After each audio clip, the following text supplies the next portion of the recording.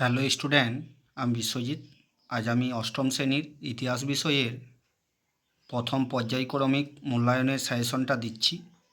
দেখো, যে সকল ছাত্রছাত্রীরা 2026-এ ফার্স্ট ইউনিট টেস্ট পরীক্ষা দেবে তাদের জন্য এই সাজেশনটা। প্রথমে আছে, দেখো, সঠিক উত্তরটি নির্বাচন করো। ফার্স্ট প্রশ্ন আছে, বাংলার নদীপথগুলি জরিপ করেছিলেন। অপশান আছে James Rennell, Elijah Impey, Charles Wood. তাহলে উত্তর কী হবে? দেখো, জেমস রেনেল। পরে প্রশ্ন আছে, অন্ধকূপ হত্যার প্রচারক ছিলেন। Robert Clive, Holwell, Dupleix. উত্তরটা দেখো কি হবে? উত্তর হবে হলওয়েল। 3 নম্বর প্রশ্নটা আছে, দেখো, চিরস্থায়ী বন্দোবস্ত চালু করেন। অপশান আছে Lord Dalhousie, Lord Bentinck, Lord Cornwallis. উত্তর কী হবে? দেখো, লর্ড কর্নওয়ালিস। এর পরের প্রশ্ন আছে, সুপ্রিম কোর্টের প্রথম প্রধান বিচারপতি ছিলেন। অপশান আছে William carry, Charles would, sir Eliza Impey. কোনটা উত্তর হবে তোমরা নিজেরা করে কমেন্টে উত্তর দেবে। পরের প্রশ্ন আছে, ইজারাদারি ব্যবস্থা প্রবর্তিত হয়। অপশান আছে 1771 খ্রিস্টাব্দে, 1772 খ্রিস্টাব্দে, 1770 খ্রিস্টাব্দে। এটাও তোমরা নিজেরা উত্তর করবে এবং কমেন্টে উত্তর দেবে। পরের প্রশ্ন দেখো, 76-এর মন্বন্তর ঘটেছিল।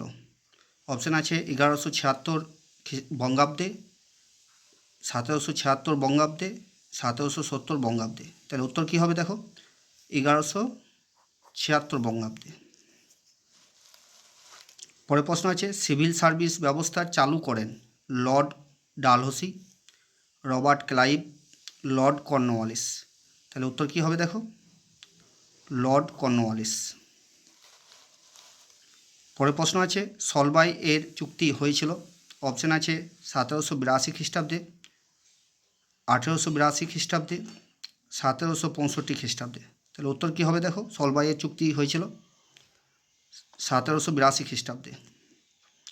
এর পরের প্রশ্ন আছে, সেন্ট জর্জ দুর্গ দেখা যায়। অর্থাৎ সেন্ট জর্জ দুর্গ দেখা যায় বাংলায়, মাদ্রাজে, বোম্বাইয়ে। উত্তর কী হবে? দেখো, উত্তর হবে মাদ্রাজে। পরের প্রশ্ন আছে, কলকাতা দখল করে সিরাজ কলকাতার নাম দিয়েছিলেন। অর্থাৎ কলকাতা দখল করে সিরাজ কলকাতার নাম দিয়েছিল। অপশান আছে আলীনগর, দাসনগর, রেজিনগর।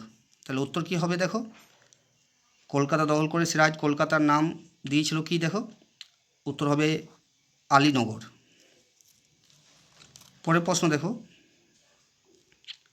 উইলিয়াম জোন্স প্রতিষ্ঠা করেন। অর্থাৎ উইলিয়াম জোন্স প্রতিষ্ঠা করেন কলকাতা মাদ্রাসা,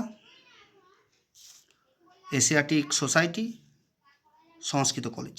তাহলে কোনটা উত্তর হবে? দেখো, উত্তর হবে এশিয়াটিক সোসাইটি। পরের প্রশ্ন দেখো, স্বেচ্ছায় অধীনতামূলক মিত্রতা নীতি মেনে নিয়েছিলেন।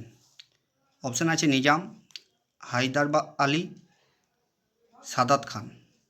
তাহলে কি হবে? উত্তর নিজাম। নিজাম উত্তর হবে। পরে শূন্যস্থান পূরণ দেওয়া আছে, দেখো, শূন্যস্থান পূরণ করো। প্রশ্নমান 1-এর জন্য প্রথম প্রশ্ন আছে, রাজাবলী বইটি লিখেছিলেন। একটা শূন্যস্থান দেওয়া আছে, উত্তরটা কী হবে কমেন্টে জানাবে। 2 নম্বর প্রশ্ন আছে, বন্দিবাসের যুদ্ধ হয়, নিয়ে একটা শূন্যস্থান দেওয়া আছে খ্রিস্টাব্দে। অর্থাৎ বন্দিবাসের যুদ্ধ হয় কত খ্রিস্টাব্দে সেটা কমেন্টে জানাবে। পরের প্রশ্ন আছে, বাংলা প্রেসিডেন্সি নিয়ে একটা শূন্যস্থান দেওয়া আছে, নামে পরিচিত।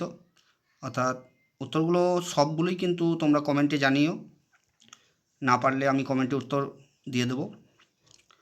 4 নম্বর প্রশ্ন আছে, বাংলায় দ্বৈত শাসন শুরু করেন, নিয়ে একটা শূন্যস্থান দেওয়া আছে। পরের প্রশ্নটা আছে, হায়দরাবাদ রাজ্য প্রতিষ্ঠা করেন, নিয়ে একটা শূন্যস্থান দেওয়া আছে। উত্তরগুলো কমেন্টে সব জানাবে, না পারলে আমি কমেন্টে উত্তর দিয়ে দেবো। পরে দেখো, 3-এর দাগে নিচের প্রশ্নগুলির উত্তর দাও। প্রশ্নমান 2-এর জন্য প্রশ্ন মান 2-এর জন্য প্রশ্ন এগুলো। 1 নম্বর প্রশ্ন আছে অন্ধকূপ হত্যা কী। 2 নম্বরটা আছে ব্রিটিশ প্রেসিডেন্সি ব্যবস্থা বলতে কী বোঝো।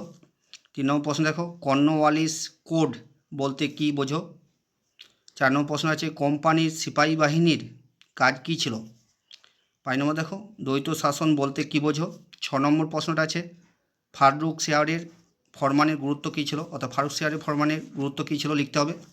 7 নম্বর প্রশ্ন আছে চুঁইয়ে পড়া নীতি বলতে কী বোঝো। 8 নম্বর প্রশ্ন দেখো দস্তক কী, জগৎ শেঠ কাদের বলা হতো। 9 নম্বর প্রশ্নটা আছে পাঁচশালা বন্দোবস্ত কী। 10 নম্বরটা আছে উডের প্রতিবেদনের 2টি সুপারিশ উল্লেখ করো। 11 নম্বর প্রশ্ন দেখো পলাশির লুণ্ঠন কী।